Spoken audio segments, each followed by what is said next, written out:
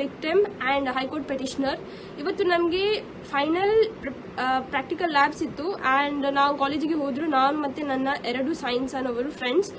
ನಾವು ಅಲ್ಲಿ ಹೋಗುವಾಗ ಟೀಚರ್ಸ್ ಹೇಳಿದ್ರು, ನೀವು ಹಿಜಾಬ್ ತೆಗೆದುಕೊಂಡು ಎಕ್ಸಾಮ್ ಬರೀರಿ ಅಂತೆ. ನಮಗೆ ಆಗುತ್ತಿಲ್ಲ ಮ್ಯಾಮ್, ನಾವು ಹಿಜಾಬ್ ಒಟ್ಟಿಗೆ ಬರಿತೇವೆ.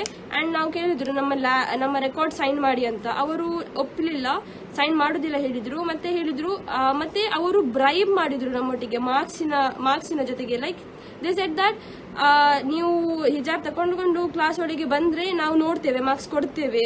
ಲೈಕ್ ಅವರು ಹಾಗೆ ಹೇಳಿದ್ರು. ಅವರು ನಮಗೆ ತುಂಬಾ ಇದು ಮಾಡಲಿಕ್ಕೆ ಟ್ರೈ ಮಾಡಿದ್ರು, ಬಟ್ ನಾವು ಹೋಗ್ಲಿಲ್ಲ. ನಮಗೆ ಹಿಜಾಬ್ ಹಾಕಿಕೊಂಡು ಹೋಗ್ಲಿಕ್ಕೆ ಇತ್ತು.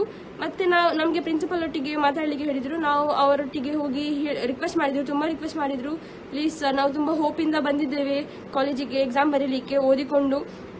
2 months ನಮಗೆ ಕ್ಲಾಸ್ ಇರಲಿಲ್ಲ, ಆದ್ರೆ ಕೂಡ ನಾವು ಮನೆಯಲ್ಲಿ ಕುತ್ಕೊಂಡು ಯೂಟ್ಯೂಬ್ ವಿಡಿಯೋಸ್ ನೋಡಿ, ಬೇರೆ ಎಲ್ಲ ವಿಡಿಯೋಸ್ ನೋಡಿ ಓದಿದ್ದೇವೆ. ಅಂಡ್ ನಾವು ಎಕ್ಸ್ಪೆಕ್ಟ್ ಮಾಡಿ ಹೋಗಿದ್ದೇವೆ ಕಾಲೇಜಿಗೆ, ನಮಗೆ ಎಕ್ಸಾಮ್ ಕೊಟ್ಟಿಗೆ ಅವಕಾಶ ಕೊಡ್ತಾರೆ ಅಂತ. ಬಟ್ ಅವರು ನಮಗೆ ಕೊಡಲಿಲ್ಲ. ಪ್ರಿನ್ಸಿಪಲ್ ಆವಾಗ ಹೇಳಿದ್ರು, ನೀವು ಇಲ್ಲಿ 5 ನಿಮಿಷ ಜಾಸ್ತಿ ಇದ್ರೆ ನಾನು ಪೊಲೀಸ್ ಕಂಪ್ಲೇಂಟ್ ಮಾಡ್ತೇನೆ. ಇದು ಯಾವ ತರದ್ದು ನ್ಯಾಯ? ನಾವು ಎಂತ ಕ್ರೈಮ್ ಮಾಡಿದೆಯಾ? ಜಸ್ಟ್ ನಾವು ಅಲ್ಲಿ ನಿಲ್ಲಿಕ್ಕೆ, ಲೈಕ್ ಎಕ್ಸಾಮ್ ಬರ್ಲಿಕ್ಕೆ ಹೋದಾಗ ಅವರು ನಮಗೆ, ನೀವು ಇಲ್ಲಿ ನಿಲ್ಬೇಡಿ, ನೀವು ಹೋಗಿ, ನಾವು ಪೊಲೀಸ್ ಕಂಪ್ಲೇಂಟ್ ಮಾಡ್ತೇವೆ ಹೇಳುವಾಗ ನಮಗೆ ಹೇಗೆ ಆಗಬೇಕು? It's very ಕ್ರಿಯಲ್.